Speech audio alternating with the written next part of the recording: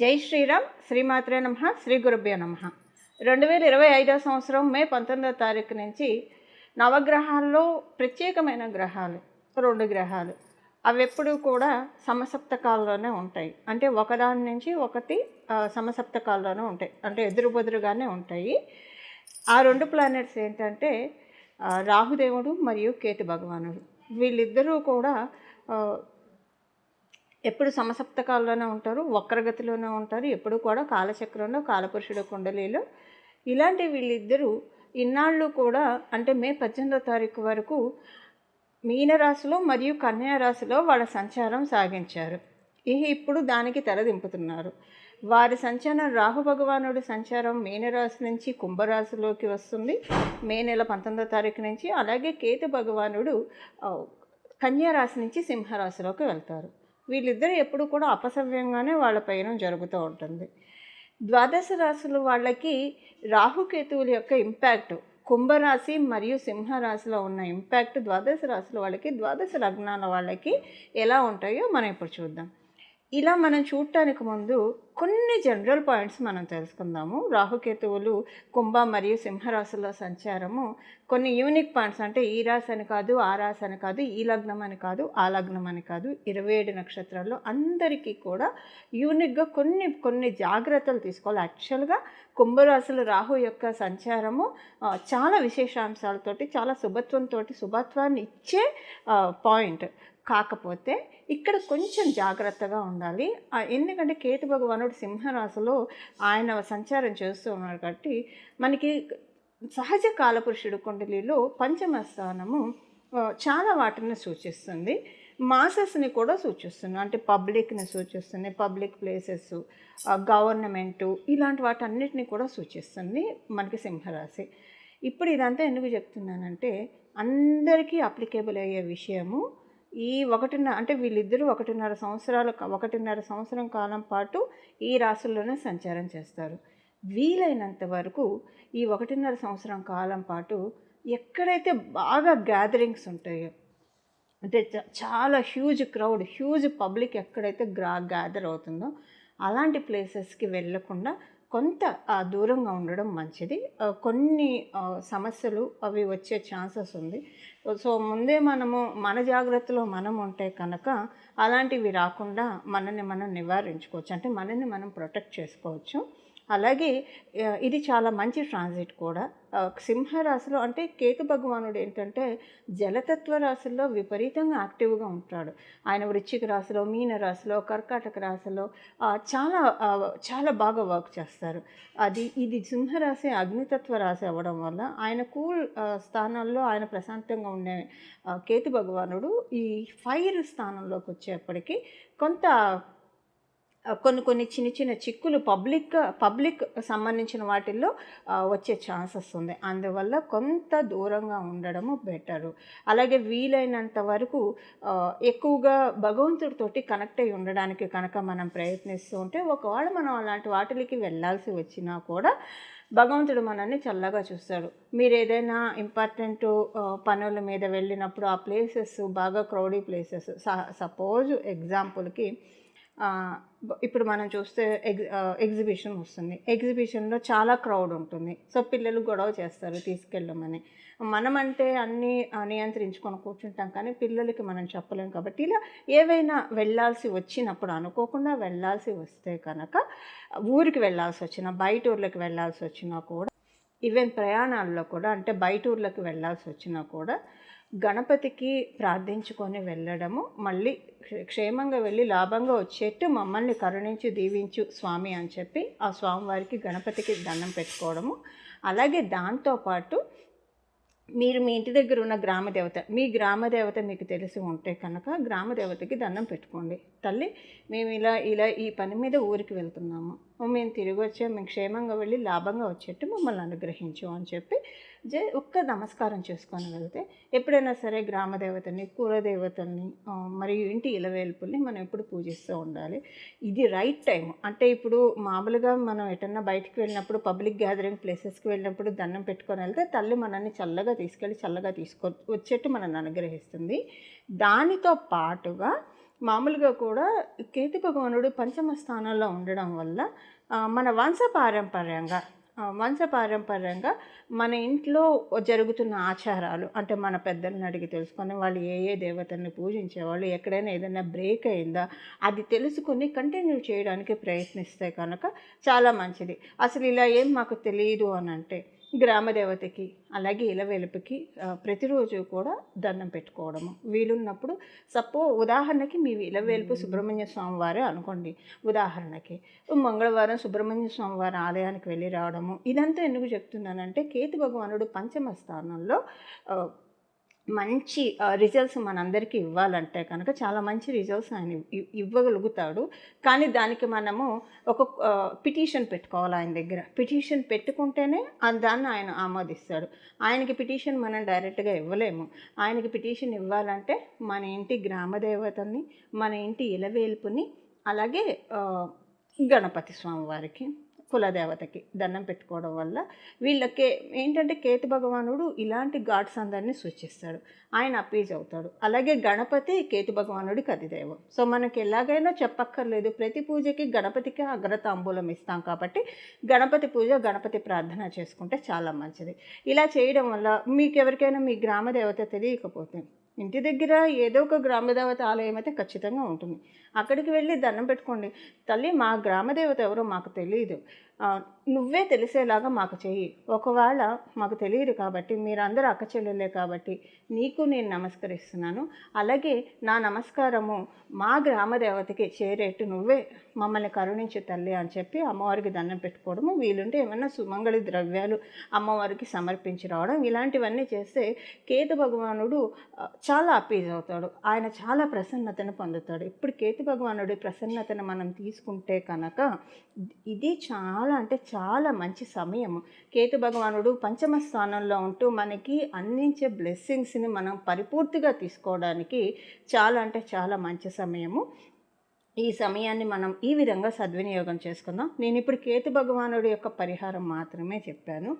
ఎండ్లో రాహు భగవానుడికి సంబంధించిన పరిహారం ఏం చేసుకోవాలో మనం తెలుసుకుందాము. ఇప్పుడు మీ రాశి వాళ్ళకి ఎలా ఉంటుందో చూద్దాము. మేషరాశి వాళ్ళకి రాహుకేతువుల యొక్క సంచారము మీకు లాభ మరియు పంచమ స్థానాల్లో జరుగుతోంది. రాహుకేతువుల సంచారము లాభస్థానంలో రాహు భగవానుడు చాలా మంచి రిజల్ట్స్ని మీకు ప్రసాదిస్తున్నాడు. Extreme good రిజల్ట్స్ని ప్రసాదిస్తున్నాడు. అయితే దానికి కండిషన్స్ ఏంటంటే మీ జన్మ జాతకంలో రాహుబలం ఉంటే ఇది ఇంకా డబుల్ ఇంపాక్ట్ చూపిస్తుంది. మీకు జరిగే దశల్ని బట్టి కూడా ఉంటుంది. ఉదాహరణకి మీకు ఇప్పుడు రాహు మహర్దశ జరుగుతూ ఉంటే ఇది చాలా మంచి ఫలితాన్ని ఇస్తుంది. అలాగే మీకు కనుక రాహు మహర్దశ కాకపోయినా కూడా మీకు శని మహర్దశ జరుగుతూ ఉన్నా ఇది మంచి ఫలితాన్ని ఇస్తుంది. బుధ మహర్దశ జరుగుతూ ఉన్నా ఇది మంచి ఫలితాన్ని ఇస్తుంది. కొన్ని కండిషన్స్ ఏంటంటే మీకు కనుక గురు మహర్దశలో కనుక మీరు ఉంటే కొంత జాగ్రత్తలు మీరు తీసుకోవాలి. అంటే గురు మహర్దశ మేషరాశి వాళ్ళకి జరుగుతూ ఉంటాయి. ఇదేమీ మీకు తెలియకపోతే ఈ పాయింట్ని మీరు అవాయిడ్ చేయండి. అంటే మీకు ఏ మహర్దశ జరుగుతుందో మీకు తెలియదు అని అనుకుంటే మీరు ఈ పాయింట్ని అవాయిడ్ చేసేసేయండి. బట్ కొంతమందికి తెలిసి ఉంటుంది కాబట్టి మీకు గురు మహర్దశ జరుగుతూ ఉంటే కనుక ఈ పర్టికులర్ ట్రాన్సిట్లో కొంత మీరు జాగ్రత్తగా వ్యవహరించాల్సి ఉంటుంది. ఏ విషయాల్లో జాగ్రత్తగా ఉండాలి, ఎప్పుడైనా ఎక్కడికైనా వెళ్ళినప్పుడు అంటే ఇప్పుడు మనకి అనువు కాని చోట అధికల మనరాదు ఇలా అంటారు కదా. సో అలాంటి పర్టికులర్ అంటే మీరేం చెప్పినా కూడా మీ చుట్టూ ఉన్న వాళ్ళు డ్రాగ్ చేయడానికి ట్రై చేస్తూ ఉంటారు. ఇది ఎప్పుడు కండిషన్ మీకు గురు మహర్దశ జరుగుతుంటే, గురు మహర్దశ కానీ, చంద్ర మహర్దశ కానీ, సూర్యనారాయణమూర్తి దశ కానీ ఈ మూడిట్లో ఏదైనా జరుగుతూ ఉంటే కనుక కొంత మీరు జాగ్రత్తలు వహించాలి. అలాగే ఈ అంతర్దశలో మీరున్నా కూడా జాగ్రత్తలు వహించాలి. మీకు అన్నీ తెలిసి మాట్లాడినా సరే మీరు మాట్లాడే మాటని చులకన చేస్తారు, పలుచన చేస్తారు. అసలు కంటెంటే అంటే నా ఉద్దేశం మీరు మాట్లాడే మాటల్లో విలువే లేనట్టు తీసేస్తారు. ఈ విషయంలో మీరు కొంత జాగ్రత్త వహించాల్సిన అవసరం ఉంది.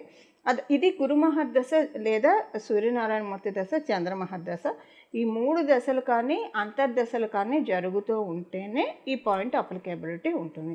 ఇవి లేకపోతే కనుక మీరు ఈ పాయింట్ ఇగ్నోర్ చేయొచ్చు. మిగతా ఏ దశలు మహర్దశలు జరుగుతున్నా ఇంకా మీకు పెద్దగా మంచి చేస్తాడు రాహు భగవానుడు, చాలా మంచి చేస్తాడు. ఇప్పుడేంటంటే ఆయన మీకు ఎప్పుడైనా సరే రాహు భగవానుడి తత్వం ఎలా ఉంటుందంటే ఏ దిల్ మాంగే మోర్ అన్నట్టు ఉంటుంది.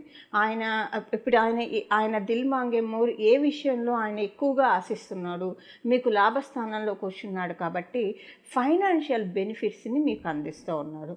మీ జన్మజాతకము అస్సలు సపోర్ట్ చేయకపోతే, అస్సలు 0% సపోర్ట్ ఉంటే కనుక అప్పుడు కూడా మీకు ఇది 40% అప్లికేబిలిటీ ఉంటుంది.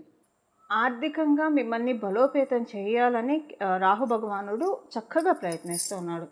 మీ జన్మజాతకం అస్సలు అనుకూలంగా లేకపోయినా సరే రాహు భగవానుడు కనీసం ఒక 40-50% మీకు బ్లెస్సింగ్స్ని ఇస్తున్నాడు. ఈ జన్మజాతకం బాలేదు అన్న పాయింట్స్ అంటే ఇప్పుడు ఆయన మంచి ఫలితాన్ని 100% ఇవ్వాలి. మరి ఇప్పుడు మీ జన్మజాతకం బాగోకపోతే బాగోని ఎఫెక్ట్ మీరు పెద్దగా చూడకుండా ఉండేట్టు అక్కడ బ్యాలెన్సింగ్ ఇస్తూ ఇక్కడ 40% ఫైనాన్షియల్ గెయిన్స్ని మీకు ప్రసాదిస్తూ ఉన్నాడు రాహు భగవానుడు. పంచమ స్థానంలో ఉన్న కేతు భగవానుడు మీకు స్పిరిచువాలిటీకి ఇది ఒక కర్టన్ రైజర్ అని అనుకోండి. ఎక్కువగా మీ ఆలోచనలు, మనకి పంచమ స్థానం అంటే మన ఆలోచనలు, మన మన మస్తిష్కంలో మనం ఏం పెట్టుకుంటున్నామో ఇదంతా కూడా పంచమ స్థానంలోనే ఆధారపడి ఉంటుంది. అందుకే పంచమ స్థానం ఎవరికైతే బాగా ఉంటుందో క్విక్ డెసిషన్స్ వాళ్ళు తీసేసుకుంటారు. అది కూడా వాళ్ళకి ఎప్పుడు కూడా వాళ్ళు తీసుకునే డెసిషన్స్కి వాళ్ళకి రిగ్రెట్ అనే పాయింటే వాళ్ళకి లైఫ్లో ఉండదు. అంత మంచి డెసిషన్స్ వాళ్ళు తీసుకుంటారు. గుడ్ డెసిషన్ మేకర్స్ కూడా వాళ్ళు అవుతారు. ఇప్పుడు ఇదంతా ఎందుకు చెప్తున్నానంటే పంచమ స్థానం డెసిషన్స్ తీసుకునేది మన ఆలోచనల ద్వారా, మన బ్రెయిన్ ద్వారా. కాబట్టి మీ బ్రెయిన్ అంతా కూడా భగవంతుడి తోటి నిండేట్టు మీరు ప్రయత్నించండి. ఎప్పుడూ కూడా పొరపాటున కూడా అంటే ప్రయత్నించండి. సాధనాతు సాధ్యతే సర్వము. మీరు ఏ పని చేస్తూ ఉన్నా సరే అమ్మవారి పాదాన్ని మీ మస్తిష్కంలో ఉంచడానికి ప్రయత్నించుకోండి, లేదా స్వామివారి పాదాన్ని మీ మస్తిష్కంలో ఉంచడానికి ప్రయత్నించండి. ఎప్పుడు భగవంతుడిని ఇక్కడ ధ్యానించండి, ఇక్కడ ధ్యానిస్తూ ఉండండి. ఏ పని చేస్తూ ఉన్నా సరే మీ మస్తిష్కంలో కనుక భగవంతుడిని మీరు పెట్టుకోగలిగితే అసలు నా మాట నమ్మండి, పంచమ స్థానంలో ఉన్న కేతువు మీ జన్మ జాతకంలో ఉన్న అనేక అనేక అనేక అనేక దోషాలన్నిటిని కూడా ఇలా తీసి అవతల పడేస్తాడు. ఒక బెలూన్కి కనుక, పెద్ద బెలూన్కి జస్ట్ అలా పిన్నేసి ఇలా గుచ్చితే ఆ గాలంతా ఎలా బయటకు వస్తుందో, అంటే టప్పని పగిలిపోయి ఎలా బయటకు వస్తుందో అలాగా ఏ దోషాలు ఉన్నా సరే అవన్నీ టప్పని పగిలిపోయేట్టు కేతు భగవానుడు చేస్తాడు. కానీ దానికి ఒక కాస్ట్ ఉంటుంది కదా. ప్రతిదీ ఏది కూడా మనకి ఫ్రీగా రాదు. ప్రతి దానికి కాస్ట్ ఉంటుంది. అండ్ కాస్ట్ లేకుండా మనం తీసుకున్నది ఏది కూడా మనకి పరిపూర్తిగా మనకి కలిసి రాదు. ఇక్కడ కాస్ట్ ఏంటంటే బ్యూటిఫుల్గా ఉంది మీకు.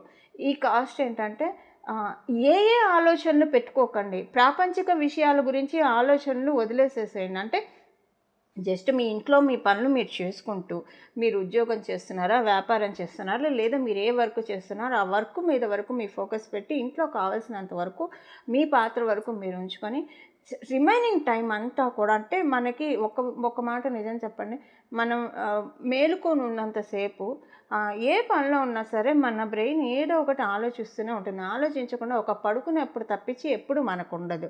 ఇప్పుడు మీరు మీ ఆలోచనలు ప్రాపంచిక విషయాల వైపు పెట్టకండి. అంతా కూడా పారమార్థికంగా పెట్టుకోండి. భగవంతుడి గురించి ఆలోచిస్తూ ఉండండి.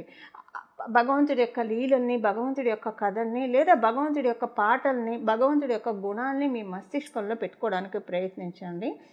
మీకు పూర్వజన్మలోంచి వచ్చినవి, ఈ జన్మలు తెలిసి తెలియక చేసినవన్నీ కూడా అంటే ఇదంతా మీరు చేయడం వల్ల ఇప్పుడు ఇదేం చేయకపోయినా మీకు వచ్చిన ప్రాబ్లం లేదు, నష్టమూ లేదు.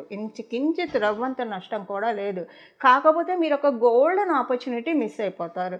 ఎన్ని పూజలు చేస్తున్నా ఇబ్బందులు ఉన్నాయి, కానీ లైఫ్లో ఎప్పుడూ కూడా హమ్మయ్యాన్ని ప్రశాంతంగా గడిచిన రోజులే తక్కువగా ఉన్నాయి. ఎప్పుడు ఏదో ఒక సమస్యలతోటి కుట్టుమిట్టాడుతూ ఉన్నాము అని బాధపడే వాళ్ళందరూ కూడా ఇది చాలా మంచి సమయం. This is the best time.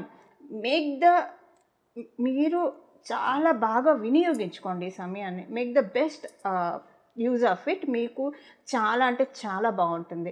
ఎలా మీరు వాడుకుంటారు, మీ బ్రెయిన్లో ఎక్కువగా భగవంతుడిని ఉంచుకోండి. ఇంకా ఏ విషయాల పట్ల మీ ప్రయత్నం మాత్రమే. ఎప్పుడైనా సరే మనకి శాస్త్రం చెప్పేది ఒకటే, మన భగవద్గీత తీసుకుని ఏది తీసుకున్నా మన ప్రయత్నం లోపం లేకుండా మన కర్తవ్యం మనం చేయాలి. అది చెయ్యండి, అంతవరకు అయితే మీరు ఫెయిల్ అవ్వకుండా చేయండి. రిమైనింగ్ అంటే ఏదో ఒక ఆలోచనలు వస్తాయి, ఆ ఆలోచనలు రానియకుండా భగవంతుడిని మీ ఆలోచనలో పెట్టుకోవడానికి ప్రయత్నించండి. ఇది గ్రహదేవతల యొక్క ప్రామిస్. ఎప్పుడైనా సరే మనుషులు ఇచ్చే ప్రామిస్ అవ్వచ్చు, అవ్వకపోవచ్చు, కానీ గ్రహదేవతలు ఇచ్చే ప్రామిస్ 100% అయ్యే తీరుతాయి. ఆయన మీ బ్రెయిన్లో ఉన్నాడు, కేతు భగవానుడు గమనిస్తూ ఉన్నాడు. వీళ్ళు ఏం ఆలోచిస్తున్నారు, డే రొటీన్లో ఏం చేద్దాం అనుకుంటున్నారు, ఇవన్నీ ఆయన మొత్తం రాసుకుంటున్నాడు. సో ఇప్పుడు అంటే ఆయన రాసుకోవడం అంటే ఆయనేమి మిమ్మల్ని ఇబ్బంది అయితే పెట్టడు. కాకపోతే మీరు కనుక ఇలా మీ బ్రెయిన్ని వాడుకోగలిగితే కనుక మీకున్న ఆ జన్మజన్మల కర్మబంధనాల నుంచి మిమ్మల్ని విముక్తి చేస్తున్నాడు. మళ్ళీ ఇలాంటి ట్రాన్సిట్ రావాలంటే చాలా కాలం పడుతుంది. మళ్ళీ ఒక 18 సంవత్సరాల దాకా ఇలాంటి ట్రాన్సిట్ మీకు రాదు. సో వచ్చినప్పుడే ఇలాంటివి అంటే మళ్ళీ చాలా సంవత్సరాలు పడుతుంది ఇలాంటి ట్రాన్సిట్ రావాలంటే. వచ్చినప్పుడే మీరు దీన్ని బాగా యూటిలైజ్ చేసుకుంటే కనుక చాలా మంచి ఫలితాలు ఉంటాయి. ఇవి రాహుకేతువులు మీకు ఇచ్చే ఫలితాలు. సహజంగా కుంభరాశిలో ఉన్న రాహు భగవానుడు అందరికీ మంచిగా చేస్తాడు. ఆయన ప్రశాంతంగా ఆయన ఇంటికి వచ్చాడు, చాలా హ్యాపీగా ఉన్నాడు ఆయన. సో అందరికీ మంచిగా చేస్తాడు. కానీ దాన్ని మనము అంటే ఏమంటారు, ముద్దు వచ్చినప్పుడే చంకెక్కాలి, దీపం ఉన్నప్పుడే ఇల్లు చక్కబెట్టుకోవాలి, ఇలాంటివన్నీ మనం చిన్నప్పటి నుంచి వింటూ పెరిగాం కదా. సో ఇలాంటివి మనం సాధించాలంటే ఏం చేయాలంటే లౌకికంగా కూడా మనం అంతా బాగుండాలి కదా. లౌకికంగా మనకంతా ప్రశాంతంగా ఉంటే పారమార్థికంగా మనం రీచ్ అవ్వచ్చు. బట్ ఎలా ఉన్నా లౌకికంగా పారమార్థికంగా మనం రీచ్ అవ్వడానికి కనుక మనం ప్రయత్నిస్తూ ఉంటే లౌకికమైన సమస్యలన్నీ ఈ భవసాగరాన్ని ఆయన ఒక చిన్న ఒక పెద్ద సముద్రం, మన సంసారం ఒక పెద్ద సముద్రం అనుకుంటే పరమాత్ముడి పాదాన్ని మనం ఆశ్రయిస్తే ఆ మహాసముద్రం కాస్త ఒక చిన్న కొలన్ని చేసేస్తాడు, మనం దాటడానికి వీలుగా చేస్తాడు. అదంతా పరమాత్ముడే చూసుకుంటాడు. బట్ అందరికీ ఇది సాధ్యం కాకపోవచ్చు ఆచరణలో, ఎందుకంటే లౌకికంగా ఇబ్బందులు ఉంటాయి. సో ఇప్పుడు మనం రాహు భగవానుడికి సంబంధించిన పరిహారం ఏంటనేది చూద్దాం. ఎప్పుడైనా రాహు భగవానుడు ఎవరి ముందు తల వంచుతాడంటే అమ్మవారి ముందు తల వంచుతాడు. ఈ సంవత్సరంన్నర కాలం పాటు కూడా దుర్గా అమ్మవారి ఆరాధన, లలితా పరాభట్టారిక ఆరాధన, ఇలాగ లక్ష్మీ అమ్మవారి ఆరాధన, సరస్వతి అమ్మవారి ఆరాధన, గాయత్రి మంత్రం జపం చేసే వాళ్ళకైతే ఇంకా చెప్పక్కర్లేదు. గాయత్రి మంత్రం అనుష్ఠానం ఉంటుంది కాబట్టి చాలా మంచిది. ఇలా అమ్మవారిని పట్టుకోండి. ఏమీ తెలీదు, ఏదైనా ఒక నామాన్ని పట్టుకోవాలని అనుకుంటే కనుక శ్రీమాత్రే నమః, శ్రీమాత్రే నమః, శ్రీమాత్రే నమః అని మనసులో అనుకుంటూ ఉండండి. అలాగే దక్షిణామూర్తి స్వామివారిని ఆరాధించడము. శ్రీ గురు దక్షిణామూర్తయే నమః, శ్రీ గురు దక్షిణామూర్తయే నమః, శ్రీ గురు దక్షిణామూర్తయే నమః, శ్రీ గురు దక్షిణామూర్తయే నమః, శ్రీ గురు దక్షిణామూర్తయే నమః, శ్రీ గురు దక్షిణామూర్తయే నమః. ఇలాగా ఈ స్వామివారి నామాన్ని కనుక 24 అంటే మనసులో ఎప్పుడూ కూడా నామజపానికి తప్పు లేదు కాబట్టి మనసులో ఎప్పుడూ కూడా ధ్యానించుకుంటూ ఉండడం ద్వారా రాహుకేతువులు పంచమ స్థానంలో ఉన్న రాహుకేతువులు అందరికీ కూడా యోగకారకంగా ఉంటారు. అంటే మంచి ఫలితాన్ని, లాభంలో ఉన్న కేతువు చాలా మంచి ఫలితాన్ని ఇస్తాడు. సో ఈ ఫలితాన్ని మనందరం కూడా తీసుకుందాము. ఇలా మనమందరం కూడా రాహుకేతు దేవుళ్ళ యొక్క అనుగ్రహానికి పాత్రలు అవ్వాలని చెప్పి నేను కూడా మనస్ఫూర్తిగా మనందరి తరఫు నుంచి కోరుకుంటున్నాను. శ్రీ గురు దక్షిణామూర్తయే నమః. మంగళం. నమో భగవతే వాసుదేవాయ.